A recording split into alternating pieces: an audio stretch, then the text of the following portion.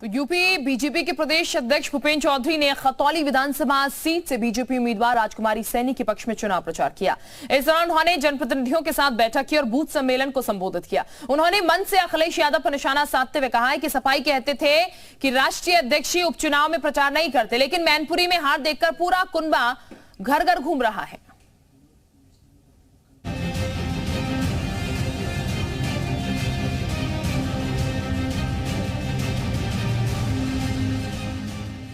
रामपुर विधानसभा उपचुनाव की जंग जीतने के लिए बीजेपी और समाजवादी पार्टी के बीच होड़ लगी दिख रही है, जहां सबसे बड़ी चुनौती आजम खान के लिए है, क्योंकि रामपुर सीट आजम खान के सियासी कुनबे की पहचान के तौर पर जानी जाती है।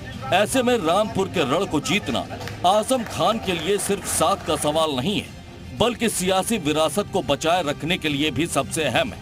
वहीं रामपुर में फिलहाल चुनाव प्रचार में आजम खान अकेले ही दिख रहे हैं, क्योंकि समाजवादी पार्टी के ज्यादातर नेता ये बहुत ही कम निवेश पर पैकर्स एंड मूवर्स बिजनेस शुरू करके महीने का 5 लाख कमाते हैं। इनसे सीखना है तो फ्रीडम ऐप को अभी डाउनलोड कीजिए। नेताओं का फोकस फिलहाल तो मैनपुरी पर ही दिख रहा। वहीं प्रचार की बागडोर अकेले संभालने वाले आजम खान ने शनिवार देर रात प्रेस कॉन्फ्रेंस की और कहा कि पुलिस और प्रशासन लगातार सपा कार्यकर्ताओं को परेशान कर रहे हैं।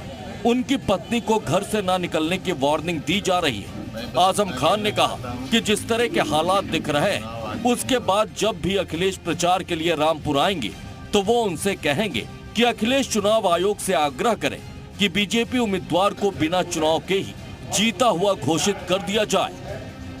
हम इस बात पर विचार कर रहे हैं कि अखिलेश यादव जी जब तशरीफ लाएंगे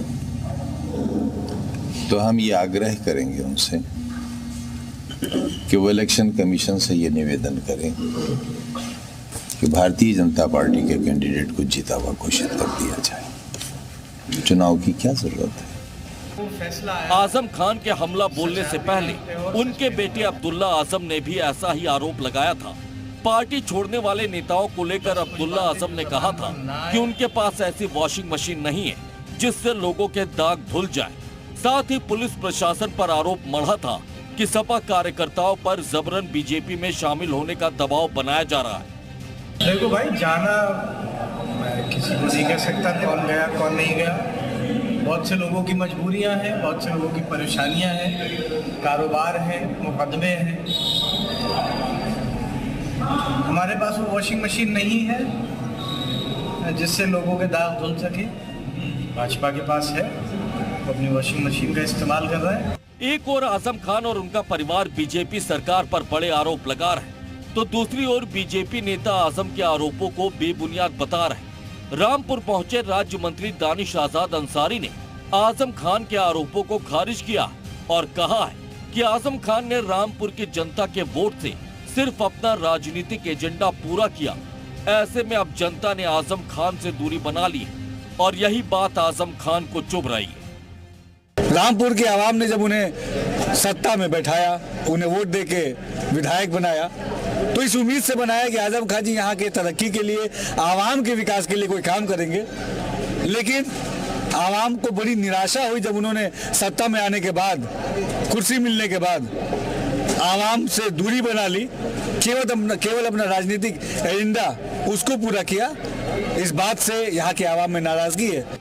आजम खान ने जिस तरह चुनाव करीब आने के साथ ही बीजेपी सरकार पर आरोपों की झड़ी लगा दी, उसे बीजेपी नेता उनका डर करार दे रहे। जहां आजम खान का परिवार प्रशासन पर सपा कार्यकर्ताओं को डराने धमकाने का आरोप लगा रहा है, तो दूसरी ओर बीजेपी का साफ साफ कहना है कि आजम के रुख से साफ है कि इस बार रामपुर में भी बीजेपी का कमल खिलना तय हो चुका है। वहीं इस बार पलटवार ने रामपुर उपचुनाव के जंग के मैदान की तपिश को भी बढ़ाना शुरू कर दिया है। ब्यूरो रिपोर्ट, जी मीडिया। ये बहुत ही कम निवेश पर पैकर्स एंड मूवर्स बिजनेस शुरू करके महीने का 5 लाख कमाते हैं। इनसे सीखना है तो फ्रीडम ऐप को अभी डाउनलोड कीजिए।